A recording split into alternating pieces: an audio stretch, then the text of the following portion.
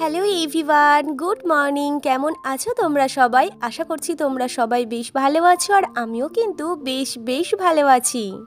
দিনটা ছিল শুক্রবার, আর বাবার কাছে যাচ্ছে পুজো দিতে। বেশ অনেক দিন থেকেই আমার মনে হচ্ছে একদিন গিয়ে বাবার কাছে পুজো দিয়ে আসবো। বিয়ের আগে একবার গেছিলাম, আর বিয়ের পর থেকে না সেইভাবে সময় হয়ে উঠছে না যে বাবার কাছে গিয়ে একটু পুজো দিতে যাব।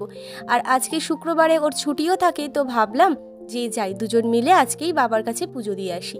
বাড়ি থেকে যা যা নেওয়ার সব কিছু নিয়ে নিয়েছি, আর এই যে এখন আর কি বাইরে থেকে যা নেওয়ার সেগুলো নেব। এখন চলে আসলাম ফলের দোকানে। এখান থেকে 5 রকম ফল নিলাম, মিষ্টি নিলাম, তার সাথে দই নিয়েছিলাম, দুধ কিনলাম, ডাব কিনলাম। কিনে নিয়ে এখন চললাম দুজন মিলে বাবার কাছে।